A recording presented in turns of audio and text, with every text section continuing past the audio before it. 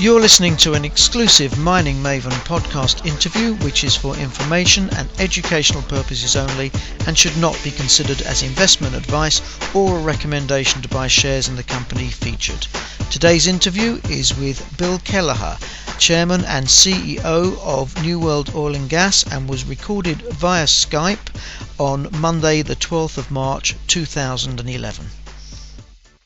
We're joined on the line from the US by Bill Kelleher, Chairman and CEO of New World Oil and Gas. Bill, thanks for joining us today. Thank you, Paul. You must be suffering from a little bit of jet lag with your jetting around the globe recently. Just a little bit, but resting well now. Thank you. Okay. Well, we appreciate the fact that you've taken some time out to talk through the company. As we know, you have operations in Belize, in Central America and in Denmark, but the conversation that everyone's having at the moment is about your recent fundraising. We want to talk about that, but then move on and talk about perhaps how you're going to use some of this money. So right at the start, can you explain your rationale behind the fundraising? First of all, why you chose to raise additional funds at this time, and why, notwithstanding the fact you set up headroom of $35 million, why you restricted that amount to about £8.5 million? Well, it's a bit of a long-winded answer, Paul. Basically, we had unsolicited approaches to us from large institutions in America, lending institutions both in the US and the UK, and all of this sort of added up to the magic number that was published on our January 30th announcement of $35 million. What we did then is we engaged a US investment bank, Sunrise Capital, and of course our UK broker is ShoreCap, and we set out to do an equity placing to follow up formally on the interest that was expressed toward us from various institutions and large net worth individuals.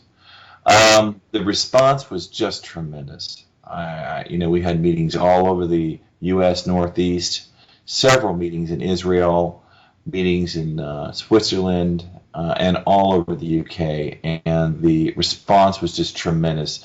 The story's amazing. I mean, we're a company which is a late-stage exploration company. We're in just 8.5 months of age. We've acquired 3 projects. We've got P50 volumetrics of 624 million barrel oil equivalent recoverable, and about 9.5 billion PV10, also P50. That's pretty phenomenal in such a short period of time.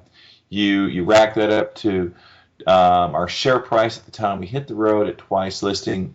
We looked like we had gained some good ground, and we were a story worth listening to.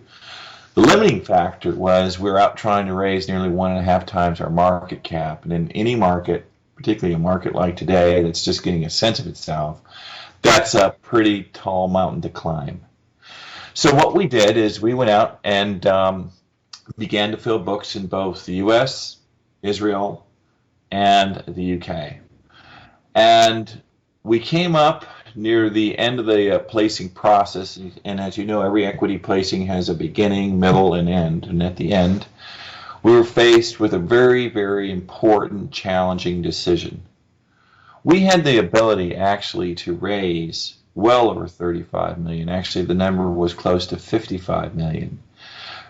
Because there were some significant shareholders, or potential shareholders, I should say, in Israel that were wanting controlling interest of our company.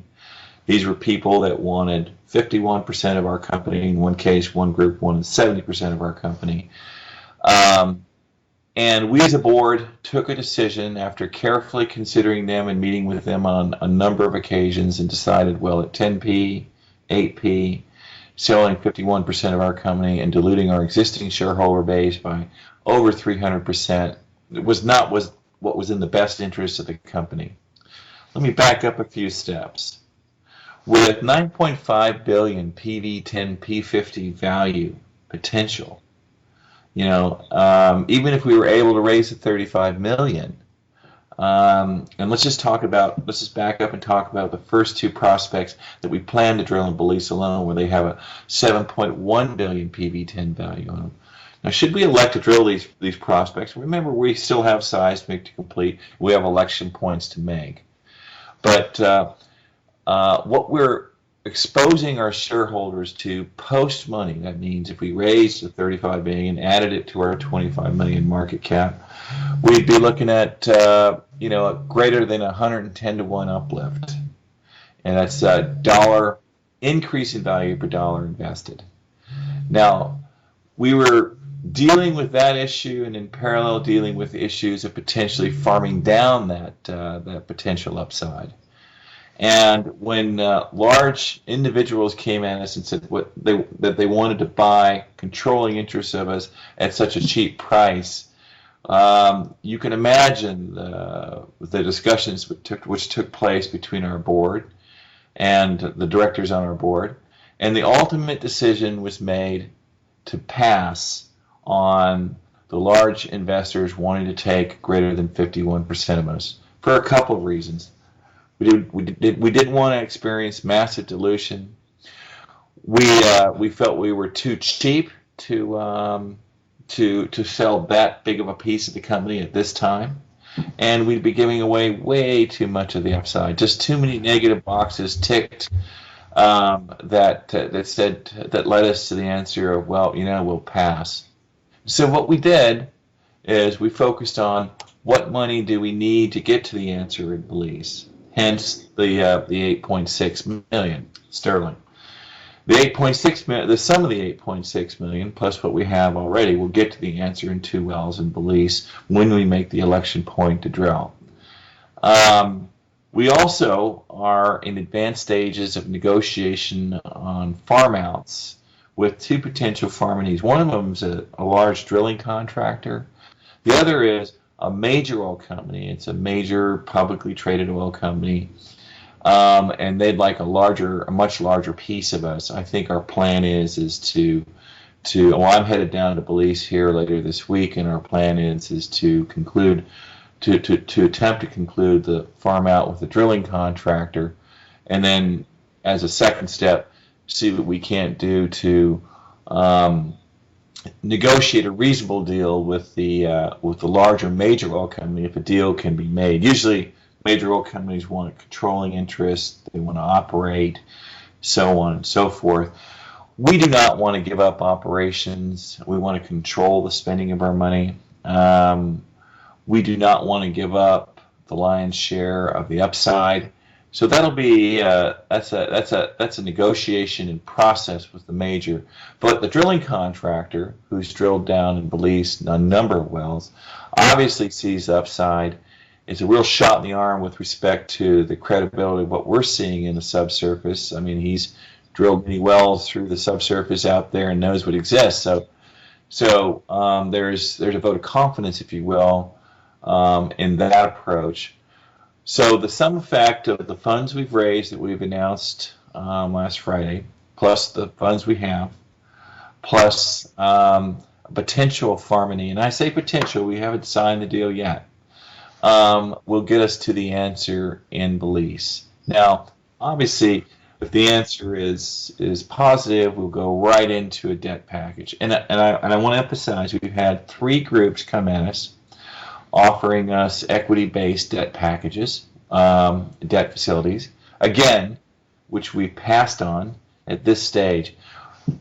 Paul, what we're really trying to do here is we're really trying to minimize dilution while we maximize our exposure to upside. Okay, right. Thanks, Bill. That's a thorough summary. Let me just articulate some of the key points there, and you can tell me if I'm right. First of all, that although you've raised these additional funds, the objective still remains on the table to further de-risk the Belize drilling program through various potential initiatives. Well, let's define de-risk. We have ongoing seismic operations, which will be continuing to acquire seismic data for the next 3 months. We've been slowed down somewhat because of weather. Believe it or not, I don't know if you call it El Nino or La Nino or whatever. We've been having a lot of rain down there, and it slows us down, fortunately. And so the additional seismic is designed to further improve the geologic risk, if you will, or the probability of geologic success. Right now, we're at a 1 in 5 with 5 prospects. We have 2 drillable prospects. We're at actually a 1 in 4.8. We hope upon the completion of the additional 2 phases of seismic that we're shooting, we're going to pick up another prospect, which would be a 6th prospect, and get down to a 1 in 4.5 across the board. So, I mean, you know, we've gone through this before. If you have 5 prospects and you have a 1 in 5 chance of success, it appears that mathematically you're going to make a discovery and have a success. Well, if you have 6 prospects and 1 in 4.5 chance of success, that indicates that you even have a greater chance of success. We're shooting the additional seismic because we see additional prospects. That's the first thing. The other thing is that, you know, what we'd like to do is defray our cost exposure by bringing on a farming partner, if it makes sense to us, at a reasonable level, so that we don't give up a material amount of the upside. And what we're talking about is a drilling contractor potentially farming into us, and for X%. We're not sure what that number is, but it won't be giant, for a 50% reduction in its drilling costs. So if you look at a 50% reduction of drilling costs and you add that to the funds we have in hand, we're well equipped to get to the answer in Belize, and well equipped to de-risk. Okay, great. Now, investors like to get a handle on what the project timeline is going forward. So for Belize, which key points should investors expect news updates from the company? Great question. You know, I'm headed down to Belize, as I said myself, on Thursday, and I'll have a better indication at that point. But basically, we're going to complete phase 3 seismic, and go for a CPR update in the next 3 to 4 weeks. I said that before. I said that we'd have it completed sometime by the end of February, early March. The problem is that we've had an early monsoon set in there, and it's just very, very difficult to acquire seismic under those conditions. So we've been delayed somewhat by weather there. Phase 4 is the acquisition of seismic in the lowlands, and we still have freestanding water there, and we're hoping that that water is going to clear up. A lot of it has evaporated, but that'll take us into a second CPR update, I'm guessing sometime by the end of May. We don't plan to spud our first well or start drilling before August. The drilling contractor that has the rig down there actually is drilling next door to our block for a neighboring oil company, and they're picking up the rig right now. They'll be through with the rig by mid-July, and then they'll move that rig straight over to our location. So timing-wise and news flow, here it goes for Belize. In the next 3 to 4 weeks, we'll complete phase 3 seismic, and a week after that, we'll have a CPR out, where we hope to add an additional prospect and additional volumetrics. In 3 to 5 weeks after that, depending on the weather and the rains, we'll have phase 4 seismic done, which will be followed a week after by a CPR update. So the news flow will be rather continuous. Following that final CPR update, we'll be announcing the mobilization of the rig to the first drill site, and we'll have some description as to the timing and connection of how long it's going to take to drill the well, and when results will be expected. Okay. Now, the recent news flow and investors' focus on it has been on Belize, but we suspect Denmark holds a high level of potential value for investors too. Can you explain how you're moving forward the Danish operations, and again, at which key points investors should expect news updates from the company? Yeah, sure, absolutely. Denmark it's an exciting place, and there's so much emphasis been placed on Belize. People forget how excited we are about Denmark. Belize is just a little bit further down the road with respect to the data we've acquired and interpreted and so on.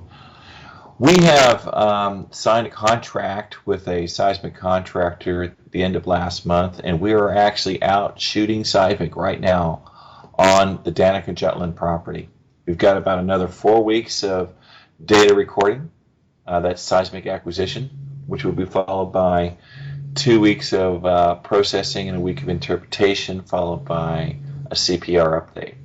Now, this is, if you recall, the Danica Jutland project where we had two Triassic plays, two Triassic prospects that had what were called AVO anomalies, which are direct hydrocarbon indicators. We're shooting perpendicular lines to these AVO anomalies so that we can, in the horizontal plane, map the area. We know how thick they are in the vertical plane, and will therefore, after the completion of this seismic campaign, be able to calculate the volumetrics and corresponding values for these Triassic prospects. So we're very, very excited. What's going to happen here is we'll be able to calculate volume and value upon the completion of this seismic program. The timing is we will complete seismic acquisition within 4 weeks. So where does that put us? That puts us in mid-April. And by the end of April, we'll have seismic processing done. It takes a little longer to process the AVO amplitude versus offset direct hydrocarbon indicator technology and get it right. So by the end of April, we'll have that complete, and then within the first 2 weeks of May, we'll have an update to the CPR, which we're hoping will have volumetrics and value for 4 horizons in the Triassic age rock at the 7,000 to 8,000 foot level there in Danica Jutland. We're very, very excited about it. AVO at this depth is very wrong. It's often not inaccurate. It's a very accurate indicator of the presence of natural gas. It's rarely wrong. And I mean, if it were shallower, I would have more concerns. But these AVO responses are quite deep. We see a lot of what we call acoustic impedance, which means the signal source goes away. It means the seismic signal is entering a cavernous area, and if you have 8,000 feet of weight of rock above you, and you've got a cavernous area, you've got to have something in there to support the weight of that rock above you in the form of pressure or water or what. And what this does is this AVO measures a dramatic change in density at that depth. And it's not water in the interval there because water is what? Dense. So it's definitely gas. And we just need to know how much is there. The question in our mind is not is gas there, it's how much. Hence, the design of the seismic is to be able to calculate efficiently the volumetrics, and then what we'll do is we'll put it on a development program, which will come up with an indicative value, and then we'll go ahead and put it on the sensitivity curve of the P10, P90, P50 spread. And I think all of our shareholders will be very excited when they see that. Similar to the excitement level that came out of Belize when we started reporting volumetrics, when RPS started reporting volumetrics out of Belize. Okay, fantastic. Now, you've been listed for 10 months on AIM, and it's fair to say have quickly become one of the most active companies we cover at MiningMaven. After the work you've undertaken thus far, how would you sum up the company's progress to date, and what's your level of enthusiasm for the future? Well, actually, we're 9 months old, not 10. And, the answer to the question, Paul, is I'm just tremendously pleased. We have a phenomenal group of professionals working with us. The best exploration team I've ever worked with. Everyone is single-minded and focused on one thing, which is making an oil and gas discovery. We're not out to place equity to make ourselves rich. We obviously demonstrated that by declining people trying to take controlling interests of our company at such a low share price. We're not out to dilute ourselves to survive forever and ever and take on more projects for the purposes of distraction, because, obviously we've evidenced that from our current actions. What we're out to do is make an oil and gas discovery. I'm very, very excited. The processes of de-risking in Belize and the results speak for themselves. We go from a 1 in 12 to a 1 in 4.8 in 8 months. That's what, a 60-70% improvement in risk, with the application of the appropriate technology that most people wouldn't look at twice. They'd shoot seismic once or twice, but we're now doing it 4 times to turn over every stone we can to make sure that we've done everything we could before we pick up the drill bit to reduce risk. The same in Denmark. We're focused on making an oil and gas discovery. That's where we're going to deliver major shareholder value. Now, I want to add another thing. 2 other points. The potential farminees see this too in us, and this is why they pursued us. One, for the reason that he's operated in Belize and he knows what Belize's potential is. The other, because they're a major oil company, and major oil companies have whole teams set up to replace reserves. And what majors do is they track teams like ours globally, and when we mature projects such as we have, they come at us and they try to participate, picking up from where we've left off, or from where we're at, to add value to their own companies. So we're careful in that approach, but if there can be a meeting of the minds with these potential farminees to further de-risk New World's overall position, we're certainly going to continue to pursue that. The other final issue is look, what we're focused on is building a company that that makes good sense to its shareholders, not just to its directors. And all of our shareholders have been tremendously supportive, and we've made every attempt to do everything that we've set out to do, everything we've said. I know that there's been some delay in news flow, particularly in the last 4 weeks, and I want to apologize to shareholders for that, because I was put in a position, along with the other directors, to say yes or no to certain investors, and to do its best for the company by maintaining its exposure to upside that we'll experience from an oil and gas discovery.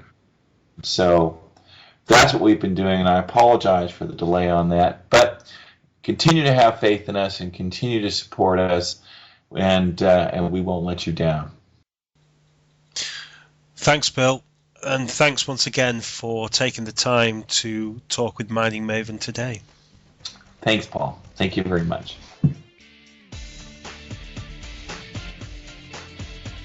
We hope you enjoyed listening to this exclusive MiningMaven podcast interview, which is for information and educational purposes only and should not be considered as investment advice or a recommendation to buy shares in the company featured. Remember to go to our homepage at www.miningmaven.com to sign up for all our latest updates.